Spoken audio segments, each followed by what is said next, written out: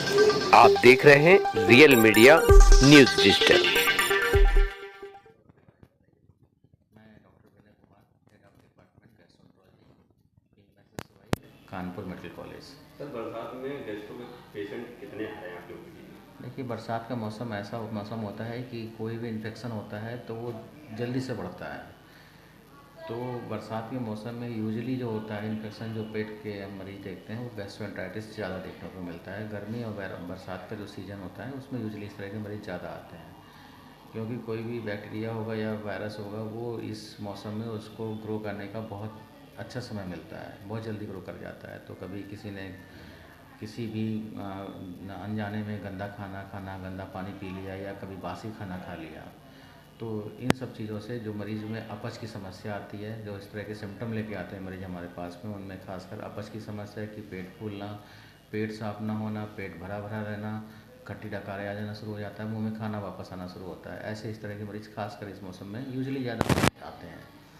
तो ऐसे मरीजों के लिए ख़ास सलाह यही है कि सबसे इम्पॉर्टेंट चीज़ ये है कि बाहर से खाने के लिए बचें जितना बच सकते हैं, क्योंकि इस समय बारिश का पानी और गंदा पानी हर जगह फैला हुआ है। तो इससे मक्खी मच्छर ये सब पनप रहे हैं उन सब चीज़ों में, तो मक्खी मच्छर जो गंदगी के साथ में हर जगह बैठ रहे हैं, ये तो खाने को इन्फेक्ट कर रहे हैं। इसलिए बाहर के खाने से कटे फल, कटी सब्जियाँ, बाहर के खाना, गंदा पानी, इन सब चीज़ों से बचना है। अगर ज़रा सी भी दिक्कत महसूस हो रही है कि आपको गैस्ट्रोएंटराइटिस के सिम्टम आ रहे हैं, उल्टियाँ हो रही हैं या लूज मोशन हो रहा है, तो अपने आप से दवा का सेवन ना करें, डॉक्टर की सलाह ज़रूर लें। कभी कभी ये गैस्ट्रोएंटराइटिस सीरियस हो सकता है और बहुत ही मतलब अगर ज़्यादा सीरियस हुआ तो जानलेवा भी हो सकता है। सर, जो हेपेटाइटिस की जांच अवेलेबल हो गई उससे क्या सुविधा मिल रही है? देखिए, हमारे पास हेपेटाइटिस बी और सी के मरीज़ बहुत ज़्यादा आते हैं। बहुत सारे मरीज़ होते हैं कि वो रेफ़र होकर आते हैं हमारे पास में। कई अलग अलग डिस्ट्रिक्ट से कई मरीज़ ऐसे आते हैं कि जिनका हेपेटाइटिस बी सी पॉजिटिव आया, हमारे पास भेज दिया गया। अब समस्या ये है कि उनका ट्रीटमेंट स्टार्ट करने से पहले, उनकी बीमारी की स्थिति जानने से पहले हमें कुछ टेस्ट होते हैं, जिसमें हेपेटाइटिस बी डीएनए और हेपेटाइटिस सी के लिए आरएनए का टेस्ट कराते हैं।